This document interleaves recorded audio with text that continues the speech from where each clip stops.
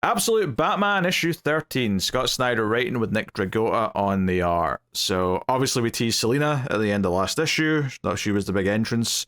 And here we continue on. We get a little bit more of the flashback where they were very passionate together after the whole threatening Falcone about the fight that Wayland's going to be in. But the main present day stuff kind of starts off with thinking, oh, did they hate each other now?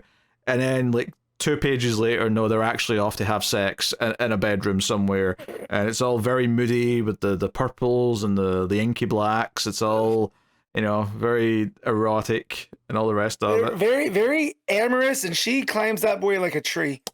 I think don't forget this version of Batman is like 6'8", you know. So yeah, she's on him in that one panel, and yeah. Very, very amorous couple, this Batman and Catwoman. Yeah, and you know, they kind of like try and catch up because she's like, hey, all these like veins in your back, what did they do to you? You don't really want to talk about that. And then he's like, hey, that mask you've got, that was like Black Mask's like tech. Like, you don't want to talk about that. It was like, all right, let's go on a date then. So we get a full page spread of them jumping through the sky as we often get. And they're going to question the Red Hoods. Batman wants to bring them in to help take down Arkham and all that stuff, and they have a bit of a fight. Selina pulls out a gun, which Batman's pretty pissed about, but then she makes it clear though that they're just having a cat nap, so I guess it's a trank gun, I guess. Yeah, I like that she pulls this gun out, and then the tail aspect that I thought was a whip, it looks like it feeds the gun, right? So I thought that was pretty cool. But as she starts shooting them, he freaks out and is like, what are you doing? They're just kids. And she looks at him and is like, you know I hate kids. That gave me such a laugh. And I was like, oh, this version of Catwoman, she's got jokes. I like this. Also, there's something funny about you saying her tail feeds the gun ammo, which makes me think, was she shitting out bullets? I mean, you know, just the piece of her costume that looks like a tail. Yeah, I did really like the layouts here though. There's this the close up of Batman's eyes as he says that's actually split up across like 5 panels. So it feels really alert, like he's really hyper focused on her, what she's doing. And then when she turns and says that joke, what I was bringing up last time about, they can draw reflections in her head because it's just this big dome. You get to see Batman's reflection like glaring at her. Really nice stuff. So then the Red Hoods try to rocket launch them. Batman actually banes out a little bit. His eyes glow green, the veins start popping a little, and Catwoman's like, hey, you need to calm down, Bruce, you need to calm down, like, you keep this, you know, whatever. So then we get a reveal the leader of the Red Hoods is actually absolute Harley Quinn, who's got a shaved head, has like the check mark kind of like tattoo on her neck. So and wearing the eye black paint, you know, in the form of that too. This definitely makes me wonder, being that she's a Red Hood and being what the Joker does in this universe, if what we get to her to be that version of Harley Quinn, if that's where we go, how ghastly it's going to be, right? Because he's creating monsters, and you know what's going to happen to this poor girl, you know, if that's the course that they choose to go. But I did like this. It was a definite shock that when we got to the leader of the Red Hoods and it's her. Yeah, I wasn't expecting it. I mean, it's not surprising that the leader ended up being someone like that we could recognize, but I don't know who I was expecting. I mean, I guess secretly I was just kind of thinking it's going to be some crappy Jason Todd version, isn't it? But no. So, we have a scene with Bane where he's basically saying that his work's almost done, and once they have Batman for their, once Joker has Batman for his project, like, he gets to go home. And the scientist lady's like, are you sure he's going to let you go home? And he's like, he has to. My work's almost done. And I'm like, it sounds like Bane's been a bit naive here. And the scientist lady knows what's up. He's a bit too much of a true believer. You know? And the man who doesn't laugh is taking advantage of that. But yeah, that being his gimmick, his drive, is like, I'm only doing this so I can go home. It's just like, oh my goodness, like this guy, he's done some really bad things just to go home. Oh yeah, and then Batman takes over the TV broadcast during the news, And like, they can tell someone's trying to hack in, so they try and say, hey, no one listen to this masked lunatic, and he just like, shut up. You know, I've tried to like send a signal to this city, but no one listened. The leaders keep putting it down. The leaders are corrupt, and they're doing this and all that. And I'm, you know, I'm calling out Bane. Me and you, 1-on-1. We're going to have this fight. And you know, if you win, I'll go to Arkham. But you won't, and the people of Gotham are going to get to watch. And I just kind of loved at the very end of it. He's like, oh, and by the way, if you don't know who I am, I'm Batman. Like, just at the end, because he's like, oh yeah, I should introduce myself for all the noobs in the city who don't know. Yeah, this reminded me of Dark Knight Returns in a good way, because it kind of reminded me of those panels with the newscasters, where you kind of only get half of their face in kind of silhouette, right? And then when he yells, I'm Batman, again, that's also a very, very Dark Knight Returns. So I do like that it's kind of like with the history there. Yeah.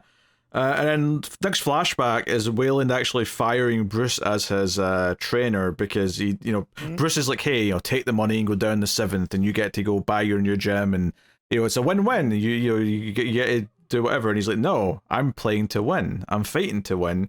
You're fired. So we're further expanding on that Wayland sort of thing. And then we go back to the present day stuff, and Selina's obviously like, are you sure you want to fight Bane? And then she also tries to talk him out of using Venom, and Batman's like, it's the only way I can fight him is to use that stuff they put in me, because like, you know, like there's no way of doing it otherwise. And obviously we know that he's not fully Venomized, because they had like so many plans to turn him into a big, you know, mech cyborg Bane or whatever.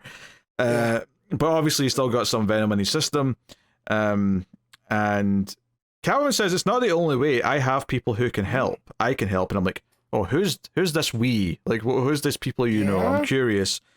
But yeah, so she tries to comfort him, tries to like get him to listen to her, and he's like, hey, if you're not comfortable with this, maybe you should just leave again. And she's like, yeah, maybe I should. And she leaves. And Alfred gives her a catty comment, because he's not quite happy that she beat him up when she showed up at the start of the issue. And the issue ends with Batman actually driving into the sewer tunnels and throwing out raw meat for Croc to eat. So, you know, fun. It's so Godzilla, those last two panels of the spikes coming up through the water, and then just the image coming up. So good. The question of where Catwoman went, I wonder if that's going to be part of the miniseries that got announced. Yeah. Right? Because it seems like that's the crux of their issues, that she left. And if she made these powerful friends, right, that can help, like who could it be, especially in this universe? It depends it depends when they planned the miniseries, because I could see this been stuff they answer in this book, and then the miniseries is just something new that she does, like, you know, further down the timeline. But if they always planned on going back and giving her own little miniseries, then they may have always planned for that to be that story separately. So I just either way, we're going to find out. It's just a case of, you know, which book it was the amount of attention Snyder's drawing to it here is what got me. And I was just I was like, she's very competent at what she does, right? So for all the training that we've seen Bruce has done, right, and he's bulked up, because he's a lot bigger now than he is in those flashback with Wayland, right? So all this other stuff that he's done to get to the point, even before he gets venomized, she's done other. I would assume not as much, but something similar, right? Because she's on equal footing with him when they go to dig out the Red Hoods. It's like, what has she been up to? Is what I want to know. Yeah, and obviously there's parallels here between Batman's like wanting to try and win this fight with Bane, even though it seems impossible, to Wayland wanting to win his fight in the flashback story, even though everyone's telling him you cannot, like you're not going to make it to the end. So I like those parallels, and maybe Batman like finally understands how he felt back when he was going through that. So them reminding us their connection by the end of the issue with the Croc bit at the end, I think is very intentional. And again, wouldn't surprise me if all of the injured, you know, rogue / friends end up coming out to help during this fight. But yeah, they'll set up basically like a duel, like, you know, meet me at dawn kind of thing. Yep. So presumably that'll be the next issue, which should be fun. So good Good. Yeah. Also, yeah, we've got a play-to-win mentality. Snyder's really into that this week, apparently. Yes. Between this and DCKO. So yeah. No, and the art's very good. I think the layouts in Absolute Batman are usually pretty spot on. I like the flow. I mean, those pages with him and Selina especially. Both the fighting of the Red Hood gang, but also the love scene was very well done in terms of flow. So, no. Having said that, though, despite the fact that this was the issue we were finally getting to see Catwoman in present day, this definitely was the connective issue between the big events. Like, this is all build up to the big thing next issue. So, so you got some excitement of seeing Catwoman and seeing her interact with them and seeing that they still have this passionate relationship, even though there's a little bit of bitterness because she's left and going to leave again. But at the same time, it's also a connected. So I guess it was smart to put her in this issue because it made it feel more special, despite the fact that it's kind of just a setup issue. So, yeah. All right, we giving Absolute Batman? I'm giving an 8.5. Probably just an 8 for me on this one. Very good. I had a good time with it. Art's great. I'm excited to see where it goes next time.